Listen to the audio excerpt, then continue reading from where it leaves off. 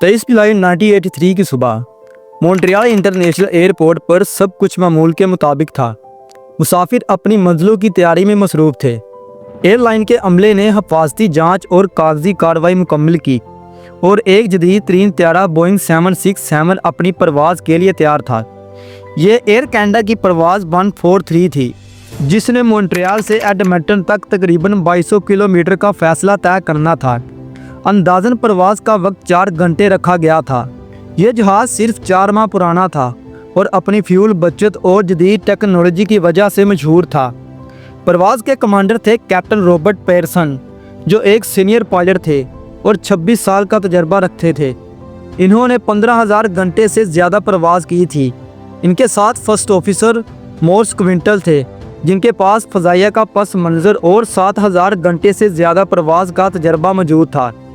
बज़ाहिर ये परवाज़ बिल्कुल आम थी, लेकिन किसी को इल्म न था कि यह दिन तारीख़ में दर्ज हो जाएगा।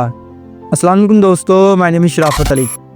नाज़रीन, टेक ऑफ से कबल जब जहाज़ में तेल बढ़ा जा रहा था तो एक तकनीकी मसला सामने आया।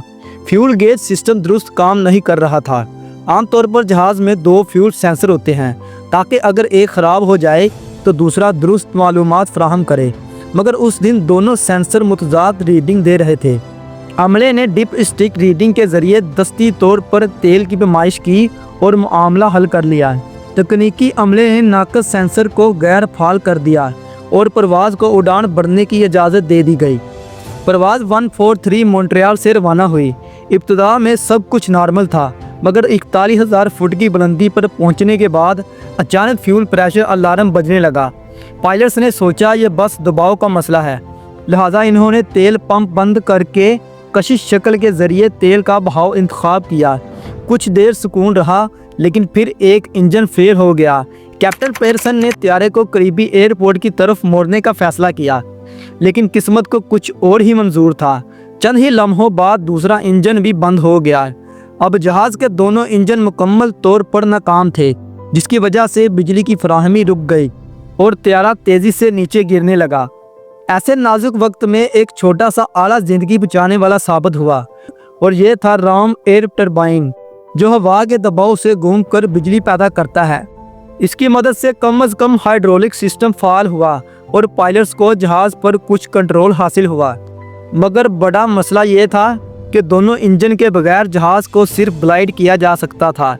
अब पायलट्स को इंतहाई दुरुस्ती के साथ जहाज़ का रवैया बरकरार रखना था, वरना या तो जहाज़ बहुत जल्द ज़मीन से टकरा जाता या फिर रनवे तक पहुंचने से पहले ही गिर जाता। लैंडिंग से पहले एक और मसला पैदा हुआ। चूँकि इंजन नाकाम थे, लैंडिंग गियर को नीचे लाने के लिए सिर्फ कशिश शक्ल पर इन्हिसार करना पड़ा। इसका मतलब था कि लैंडिंग के वक्त नौक का पहिया अंदर की तरफ मुड़ सकता है। जहाज़ की रफ्तार भी ज़्यादा थी। खुशकिस्मती से दोनों मेन लैंडिंग गियर नीचे आ गए और लॉक भी हो गए, मगर नाक का पहिया लॉक न हो सका। कैप्टन पेयरसन ने एक ख़तरनाक मगर शानदार तकनीक इस्तेमाल की, जिसे फॉरवर्ड स्लिप कहते हैं। इन्होंने जहाज़ को तरछा करके मज़ाहमत बढ़ाई और रफ्तार कम की। ये चाल आमतौर पर ग्लाइडिंग में इस्तेमाल होती है। बिलाखिर जहाज़ रनवे के करीब पहुंचा। टायर ज़मीन से टकराए तो तेज़ रगड़ पैदा हुई। नौक का पहिया अंदर मुड़ गया और त्यारा रनवे पर रगड़ खाता हुआ आगे बढ़ता रहा। हर कोई सांस रोके देख रहा था। बिलाखिर त्यारा मुकम्मल तौर पर रुक गया। बाद में तहकीकात से पता चला कि असल मसला फ्यूल कलेक्शन में गलती थी। कनाडा में उस वक्त मैट्रिक सिस्टम नया मुतारिफ हुआ था। जहाज़ में तेल किलोग्राम में भरना था, मगर गलती से पाउंड में हिसाब किया गया। नतीजा ये कि जहाज़ में आधा तेल ही बढ़ा गया था। यह वाक़या आज तक हवाबाजी की तारीख़ में सबसे हैरान कुन मिसाल के तौर पर याद किया जाता है। पायलट्स की महारत और हौसले ने एक बड़े हादसे को टाल दिया, इसीलिए इस जहाज़ को गिमली ग्लाइडर का नाम दिया गया।